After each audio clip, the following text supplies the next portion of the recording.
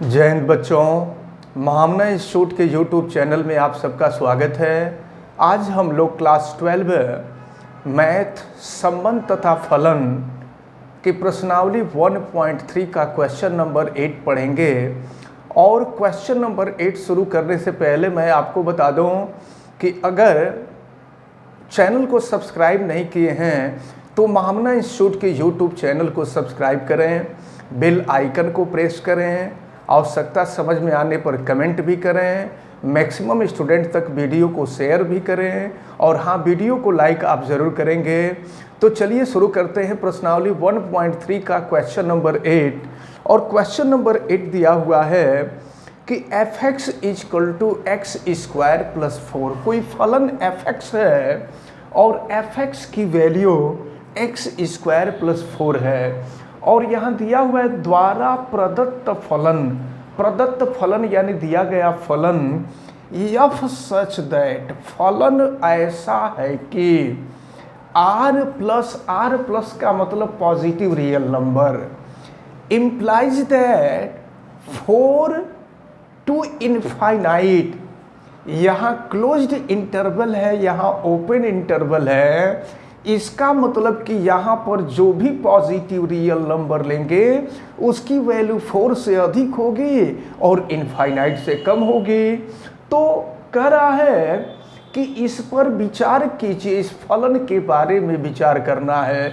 तो चलिए इस फलन के बारे में विचार करें और फिर आपसे कह रहा है सिद्ध कीजिए कि यह व्युत्क्रमणी है।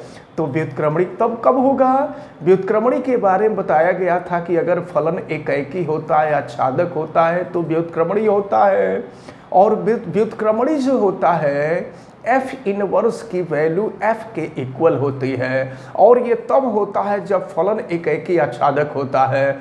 तो फलन एकाएकी आच्छादक होगा तो व्युत्क्रमणी होगा और व्युत्क्रमणी होगा तो f इनवर्स f के इक्वल होगा। और फिर इसी में आपसे कह रहा है कि f का प्रतिलोम f इनवर्स यानी f इनवर्स y √y-1 द्वारा प्राप्त होता है। जहां r+ को एक्सप्लेन किया है कि r+ क्या है, तो सभी ऋणोत्तर वास्तविक संख्याओं का समुच्चय है। ऋणोत्तर का मतलब होता है ऋण संख्याओं को छोड़ करके। तो ऋण संख्याओं को छोड़कर यानी जितनी धनात्मक संख्याएं हैं जिसमें हम चाहें तो 0 को भी इंक्लूड कर सकते हैं। तो यहाँ r+ के बारे में बताया है कि यहाँ जितने भी रियल नंबर हैं सभी पॉजिटिव रियल नंबर होंगे। तो चलिए हमें सिद्ध करना है कि यह व्युत्क्रमणी है और फिर दिखाना है कि व्युत्क्रमणी की वैल्यू जो होगी √y-4 के इक्वल होगी। तो चलिए देखते हैं व्युत्क्रमणी के लिए मेथड आपको पता है कि सबसे पहले हम fx1 की वैल्यू निकालेंगे, फिर fx2 की वैल्यू निकालेंगे, fx1 को fx2 के बराबर करेंगे और अगर fx1 fx2 के बराबर आ जाता है, बराबर होता है और फिर x1 = x2 हो जाता है तो फलन एकाएकी हो जाएगा। चलिए हम यहाँ पर fx1 की वैल्यू निकालते हैं। तो fx1 की वैल्यू निकालेंगे, ये x1² + 4 हो जाएगा। और अगर हम fx2 की वैल्यू निकालते हैं तो x2² + 4 हो जाएगा। और फिर हम लेफ्ट और राइट को इक्वल करेंगे। फिर देखें यानी fx1 = fx2 हो जाएगा। fx1 की वैल्यू x1² + 4 है और fx2 की वैल्यू x2² + 4 है। 4 से 4 कैंसिल हो जाएगा, x1² = x2² हो जाएगा और x1 की वैल्यू निकालेंगे √x2² हो जाएगा। x1 = x2² का वर्गमूल निकालेंगे तो +-x2 हो जाएगा। लेकिन याद रखे रहिए यहाँ पर दिया हुआ है कि फलन इस प्रकार डिफाइन है कि r+ है और r+ के बारे में बताया है कि ये ऋणोत्तर रियल नंबर है यानी ऋणात्मक संख्या यहाँ नहीं लेना है। तो अगर ऋणात्मक संख्या नहीं लेंगे तो ये ऋण खत्म हो जाएगा और ऋण खत्म हो जाएगा तो x1 = x2 हो जाएगा। तो अगर x1 = x2 का मतलब 1 का संबंध 1 से है पहले समुच्चय के एक अवयव का संबंध दूसरे समुच्चय के एक अवयव से है, तो इस स्थिति में जो संबंध होता है यह संबंध एकाएकी हो जाता है। तो ये संबंध एकाएकी है, यहाँ लिख देंगे अतः संबंध एकाएकी है। और इसके बाद हम आच्छादक के लिए भी चाहें तो देख सकते हैं। हम fx के जगह पर चलिए इधर करते हैं, fx के जगह पे y करते हैं, तो y इक्वल टू मिल जाएगा x स्क्वायर प्लस 4, और यहाँ से फिर 4 इधर लाते हैं, y minus 4 equal to x square, या x की वैल्यू निकालते हैं तो ये हो जाएगा अंडर रूट y माइनस 4। हमने आच्छादक के लिए यही बताया था कि fx के जगह पे y रखिए और फिर x की वैल्यू निकालिए, और x की वैल्यू निकाल करके ये जो फलन दिया गया इस फलन में रख दीजिए, और रखने के बाद अगर fx की वैल्यू y आ जाती है तो हम कह देंगे कि फलन आच्छादक भी हो जाएगा, और अगर फलन एकाएकी आच्छादक हो जाएगा तो निश्चित रूप से व्युत्क्रमणीय हो जाएगा। चलिए देखते हैं। अब हम x की वैल्यू यहाँ रखते हैं, तो ये है under root y minus 4 equal to x square, यानी ये y माइनस 4 का square, sorry under root y minus 4 का स्क्वायर प्लस हो जाएगा 4। फिर देखते हैं, ये हो गया f under root y minus 4, यहाँ इसका स्क्वायर कर दीजिए, रूट हट जाएगा, और रूट हट जाएगा तो मिल जाएगा y माइनस 4 प्लस 4 हो जाएगा, 4 से 4 कैंसिल हो गया, और वास्तव में ये x की वैल्यू थी, ये x की वैल्यू थी, x की वैल्यू रखी गई थी, और ये हो गया आपका y। तो अगर fx इक्वल टू y हो गया तो फलन आच्छादक हो गया। और हमने आपको बताया था कि अगर फलन एकाएकी और आच्छादक होता है, तो जब एकाएकी आच्छादक होता है तो उसका प्रतिलोम यानी उसका व्युत्क्रमणीय उपस्थित होता है। तो कह देंगे कि अतः दिए गए फलन का व्युत्क्रमणीय उपस्थित है, और फिर आपसे कह रहा है कि f इनवर्स की वैल्यू, आपसे कह रहा है कि f इनवर्स की वैल्यू तब कितनी होगी, तो f इनवर्स की वैल्यू जो होती है वो f के इक्वल हो जाती है, ठीक है। f इनवर्स की वैल्यू f के इक्वल हो जाएगी, यानी ये हो जाएगा आपका, यहाँ मैं लिखता हूँ f inverse is equal to हो जाएगा x, और फिर f inverse equal to x की वैल्यू क्या निकाली गई थी, अंडर रूट y माइनस 4। तो आपसे यही कहा जा रहा था कि x की जो f इनवर्स की जो वैल्यू होगी, चलिए यहाँ ऊपर लिख देते हैं, तो f इनवर्स की वैल्यू x के इक्वल होगी, और f इनवर्स की वैल्यू x के इक्वल होगी, x की value under root y minus 4। आपको यही दिखाना था। तो सबसे पहले आपसे क्या पूछा जा रहा था कि व्युत्क्रमणीय है, तो एक चीज कंफर्म हो गया कि फलन एकाएकी और आच्छादक है, इसलिए व्युत्क्रमणीय होगा, और व्युत्क्रमणीय होगा तो f इनवर्स की वैल्यू x के बराबर होगी, यानी f इनवर्स की वैल्यू f के बराबर होती है, और f की वैल्यू x हो जाएगा, और x की वैल्यू अंडर रूट हम निकाल चुके हैं अंडर रूट y माइनस 4। तो यही आपको प्रूफ करना था। तो ये क्वेश्चन आपका सॉल्व होता है, और हमें उम्मीद है कि ये क्वेश्चन नंबर 8 आपको अच्छी तरह से समझ में आया होगा। अगर बेल आइकन को प्रेस नहीं किए हैं तो बेल आइकन को जरूर प्रेस कीजिएगा, और चैनल को सब्सक्राइब भी कर लीजिए। आपके जो मैक्सिमम स्टूडेंट हैं उनको भी, या मैक्सिमम जो फ्रेंड हैं उनसे भी चैनल सब्सक्राइब करने के लिए बोलिएगा, क्योंकि चैनल सब्सक्राइब करने से मैक्सिमम जितने भी वीडियो बनते हैं, प्रतिदिन के बनने वाले वीडियो, प्रतिदिन कम से कम 8-10 वीडियो बनते हैं, सभी वीडियो अपलोड होते हैं, उनमें से कौन आपके लिए आवश्यक है इसकी सूचना आपको मिलती रहेगी।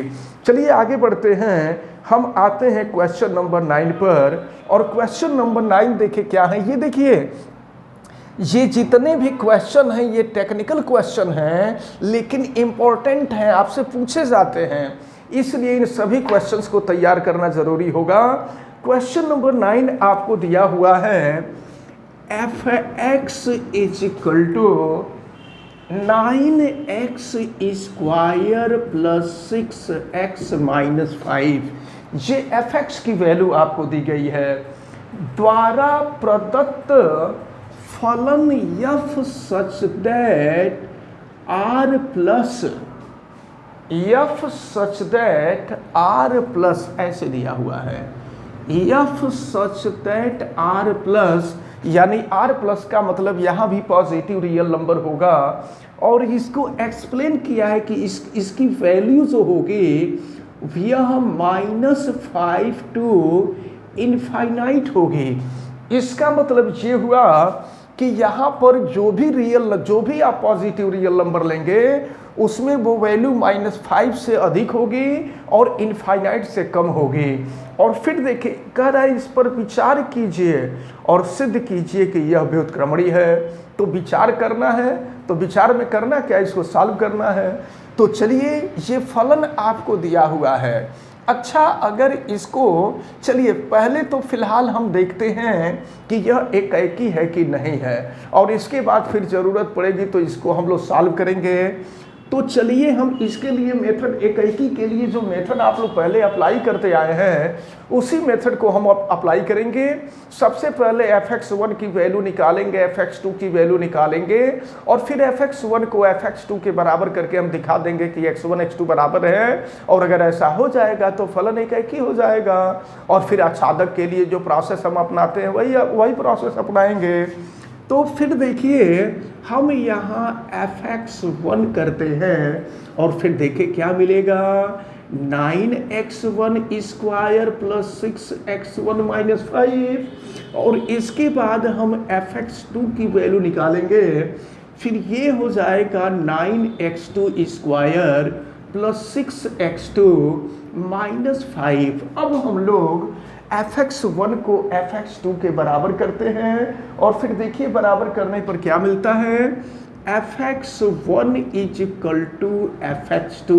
वैल्यू हम रखते हैं fx1 की value 9x1 square plus 6x1 minus 5 is equal to 9x2 square plus 6x2 minus 5।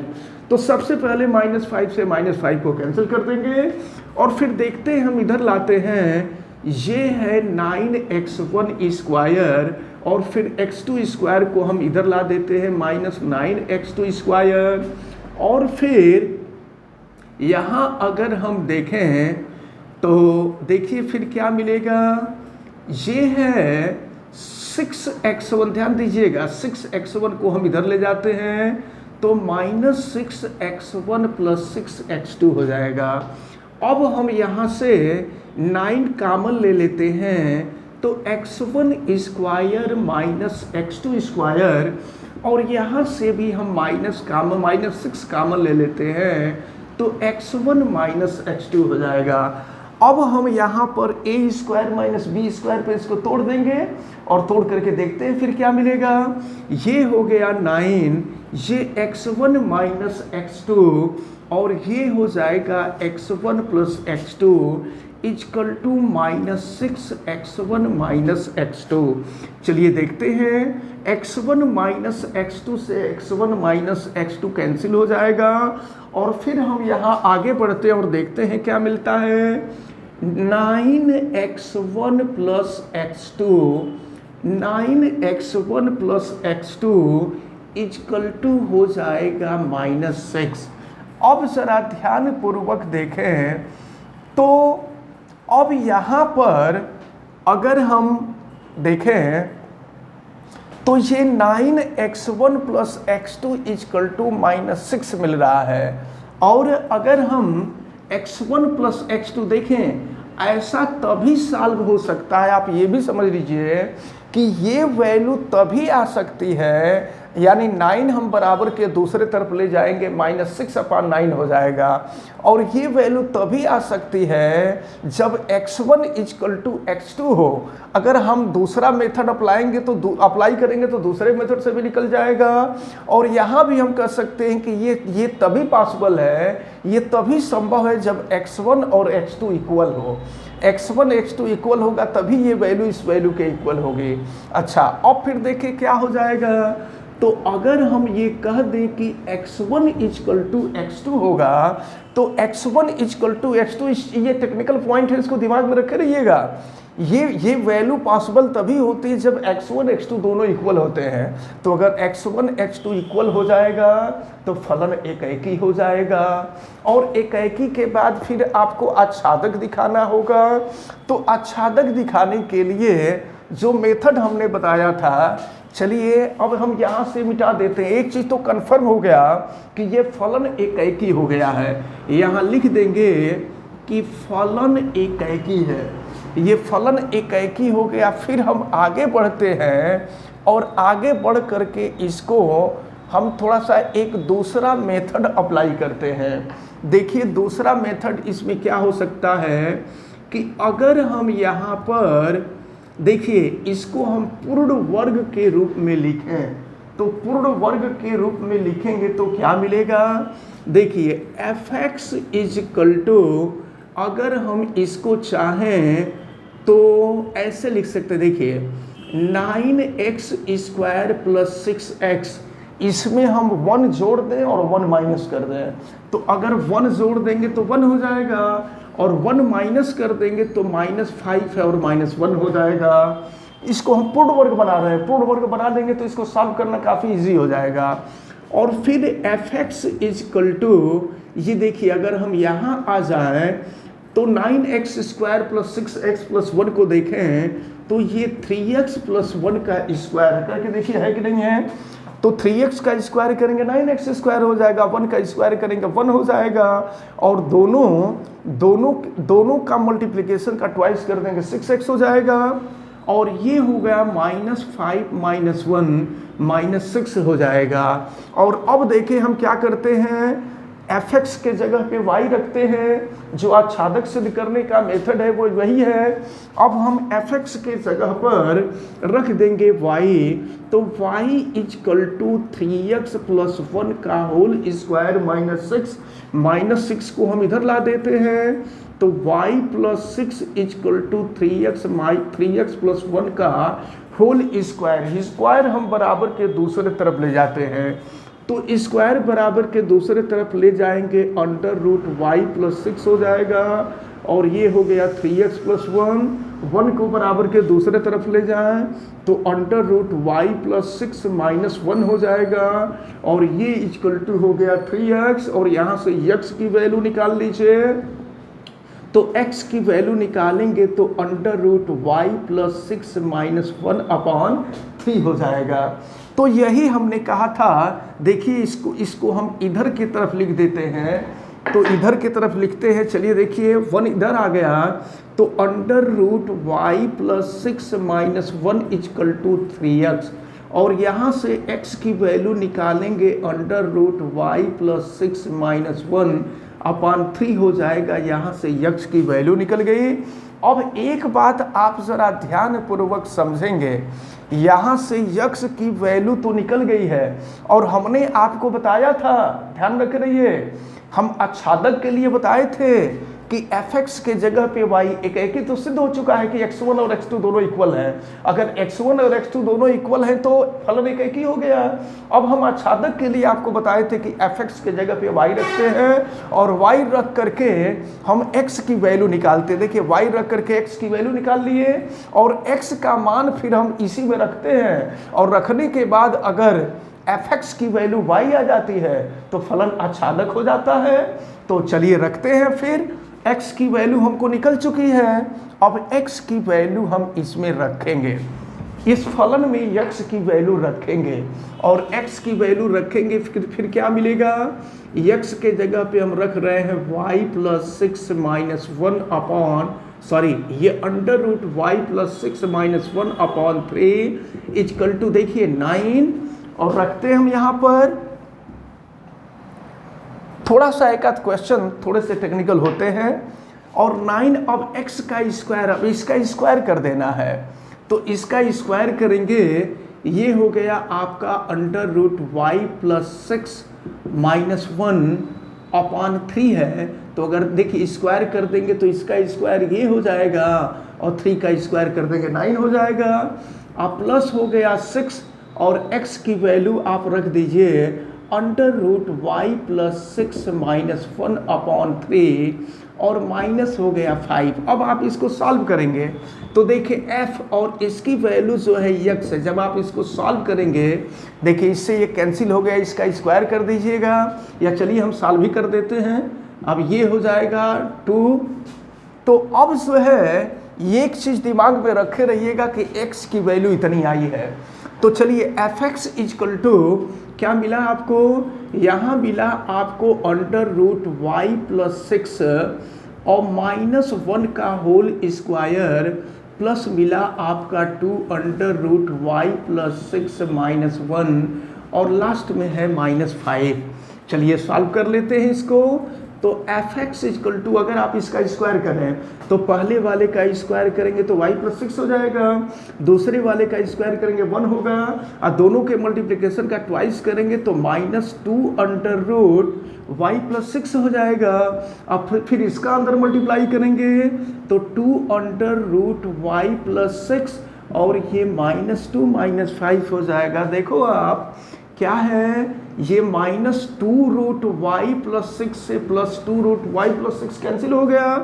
अब ये हो गया fx इक्वल टू, और ये देखिए ये है y और 6 + 1 7 हो जाएगा, और ये -2 -5 -7 हो जाएगा। 7 से 7 कैंसिल हो गया, fx इक्वल टू y। हमने बताया था कि आप fx के जगह पे y रख करके सॉल्व करिए, x की वैल्यू निकालिए और x की वैल्यू निकाल करके इस फलन में रख दीजिए। रखने के बाद अगर ये वैल्यू y आ जाती है तो फलन आच्छादक हो जाएगा। इसका मतलब ये हुआ कि फलन आच्छादक हो गया। और जब कोई भी फलन एकेकी और आच्छादक होता है तो वह प्रतिलोम होता है, यानी उसका प्रतिलोम उपस्थित होता है, वह व्युत्क्रमणीय होता है। तो अब हम यहाँ कह देंगे कि अतः दिया गया फलन एकेकी एवं आच्छादक है, अतः व्युत्क्रमणीय है, तो फलन व्युत्क्रमणीय हो गया। और जब व्युत्क्रमणीय होता है तो f इनवर्स की जो वैल्यू होती है वो f के बराबर होती है। f इनवर्स की वैल्यू f के बराबर होती है, और ये वैल्यू जो है x के बराबर हो जाता है। तो फिर f inverse equal to x, और x की वैल्यू आपने देखा है under root y plus 6 minus 1/3। आपसे यही पूछा जा रहा था, इसी के बारे में आपसे कहा जा रहा था कि f इनवर्स। क्वेश्चन लास्ट में अगर आप देखें तो सबसे पहले आपको सिद्ध करना था कि व्युत्क्रमणीय है, और फिर आपसे कह रहा था कि व्युत्क्रमणीय है तो f इनवर्स की वैल्यू यानी f इनवर्स y की जो वैल्यू होगी वह x के इक्वल होगी, और फिर f इनवर्स y और x की वैल्यू हम लोग यहाँ निकाल चुके हैं under root y plus 6 minus 1/3। आपको यही सिद्ध करना था कि f इनवर्स y की value under root y plus 6 minus 1/3 हो जाएगा। ये आपको सिद्ध करना है। तो अब यहाँ हम कह देंगे कि दैट प्रूव्ड। ये क्वेश्चन आपका सॉल्व हो चुका है, और हमें उम्मीद है कि ये सभी क्वेश्चन आप सब लोगों को अच्छी तरह से समझ में आ रहे होंगे। वीडियो को लाइक ज़रूर करें, चैनल को सब्सक्राइब भी करें, बेल आइकन को प्रेस नहीं किए तो बेल आइकन को भी प्रेस करें, और मैक्सिमम स्टूडेंट तक इस वीडियो को शेयर करते रहें ताकि मैक्सिमम स्टूडेंट इसका बेनिफिट ले सके और मैथ उनको अच्छी तरह से समझ में आ सके। चलिए इसके बाद देखते हैं क्वेश्चन नंबर 9 के बाद क्वेश्चन नंबर 10 है। क्वेश्चन नंबर 10 भी काफ़ी इंपॉर्टेंट है, और ये सब क्वेश्चन हम आपको बता दें कि ये सब क्वेश्चन बहुत टफ नहीं है, सब थोड़े से टेक्निकल हैं। इनको बढ़िया से तैयार करेंगे तो ये सब तैयार हो जाएंगे। मॉडर्न अलजेब्रा है, और मॉडर्न अलजेब्रा को जो लोग कहा करते हैं कि बहुत टफ है, और मैं कहता हूं कि ये सबसे इजी चैप्टर यही होता है, बस थोड़ा सा दिमाग लगाने की आपको आवश्यकता होती है। अब प्रश्नावली 1.3 संबंध तथा फलन का हम क्वेश्चन नंबर 10 देखेंगे। क्वेश्चन नंबर 10 क्या दिया हुआ है, देखिए क्वेश्चन नंबर 10 में आपको दिया हुआ है, मान लीजिए f such that x tends to y। देखिए कोई फलन इस प्रकार है कि x y से रिलेटेड है, कोई फलन इस प्रकार है कि x y से रिलेटेड है, एक व्युत्क्रमणीय फलन है, आपसे कह दिया है कि यह एक व्युत्क्रमणीय फलन है, तो व्युत्क्रमणीय होगा तो ध्यान में रखकर ये पहले ही आपको सिद्ध नहीं करना है कि यह व्युत्क्रमणीय फलन है, आपसे पहले ही कह दिया है कि यह व्युत्क्रमणीय फलन है। तो एक चीज कन्फर्म है कि अगर ये व्युत्क्रमणीय है तो एकाएकी भी होगा और आच्छादक होगा। और फिर आगे बढ़ते हैं, तो सिद्ध कीजिए कि यफ का प्रतिलोम फलन एक अद्वितीय होगा, यानी यफ का जो प्रतिलोम होगा वो अद्वितीय होगा, यानी इसके जैसा कोई दूसरा नहीं होगा। तो अब एक बात आप ध्यान से समझ लें कि जब एकाएकी होता है तो एकाएकी का मतलब ये होता है, देखिए यहाँ से ये भी होता है कि FO, अगर FO जीवन हम मान लेते हैं पहले फलन को FO G1y और is equal to FO G2y। तो जरा ध्यान पूर्वक देखें कि जब एकाएकी होगा तो एकाएकी के लिए एक गुण ये भी होता है कि FO G1y जो होता है FO G2y के इक्वल होगा। और देखिए प्रश्न में आपसे कहा हुआ है, प्रश्न में आपसे कह रहा है कि ये व्युत्क्रमणीय है, व्युत्क्रमणीय है इसका मतलब कि एकाएकी होगा, तो आपको सिद्ध करना है कि इसका जो व्युत्क्रमणीय होगा वो, इसका जो व्युत्क्रम होगा वो अद्वितीय होगा। तो अब चलें जरा ध्यान पूर्वक देखें, तो अब जो है यहाँ पर हम F ऑपरेशन हटा करके हम ब्रैकेट यहाँ लगा सकते हैं G1y, और फिर यहाँ पर भी हम ऑपरेशन हटा करके और लिख सकते हैं F, और ये हो जाएगा आपका G2y। अगर एकाएकी है, ध्यान में रखे रहिए कि अगर एकाएकी है तो G1y G2y के इक्वल होगा, G1y G2y के इक्वल होगा। और अगर हम यहाँ y हटा दें तो G1 इक्वल टू G2 होगा। इसका मतलब कि अगर पहला फलन और दूसरा फलन दोनों फलन डिफरेंट हों, तो अगर डिफरेंट होंगे तो भी इनकी वैल्यू सेम होगी। अगर दोनों फलन डिफरेंट होंगे, हम मान लेते हैं कि पहला फलन G1 है दूसरा फलन G2 है, तो दोनों डिफरेंट हो जाएंगे, लेकिन यहाँ बीच में देख रहे हैं कि इक्वल हैं। इसका कहने का मतलब ये है कि अगर ये फलन मान लीजिए G1 equal to G2 equal to G3 equal to G4 equal to, इसी तरह से अगर हम करते जाएं लेकिन सब आपस में बराबर होंगे, तो इसका मतलब कि G1 G2 के बराबर होगा, G3 के बराबर होगा, G4 के बराबर होगा, G5 के बराबर होगा। तो इसकी कितनी भी वैल्यूज आएंगी सभी वैल्यू सेम होंगी। तो जब सभी वैल्यू सेम होंगी तो ये अद्वितीय हो जाएगा, यानी इसके जैसा कोई दूसरा मान नहीं आएगा। तो अतः सिद्ध होता है कि F का जो प्रतिलोम है वह व्युत्क्रमणीय है, और अगर व्युत्क्रमणीय है तो इसका व्युत्क्रम अद्वितीय है। तो इस प्रकार क्वेश्चन नंबर 10 आपका समाप्त होता है। तो आज के वीडियो में आप लोग क्वेश्चन नंबर ये प्रश्नावली 1.3 का question number 8, question number 9, question number 10 देखे हैं। ये तीनों बहुत इंपॉर्टेंट क्वेश्चन थे। इस क्वेश्चन को आप अच्छी तरह से तैयार कीजिएगा, वीडियो को लाइक जरूर कीजिएगा, बेल आइकन को भी आप प्रेस कीजिएगा, और चैनल को सब्सक्राइब नहीं किए हैं तो चैनल को सब्सक्राइब कर लीजिएगा। अपने मैक्सिमम स्टूडेंट को चैनल सब्सक्राइब करने के लिए बोलिएगा, क्योंकि ये शिक्षा आपको फ्री उपलब्ध हो रही है, और अगर फ्री उपलब्ध हो रही है तो इसका आप लाभ लें। और आप सबको बहुत बहुत धन्यवाद। जय हिंद।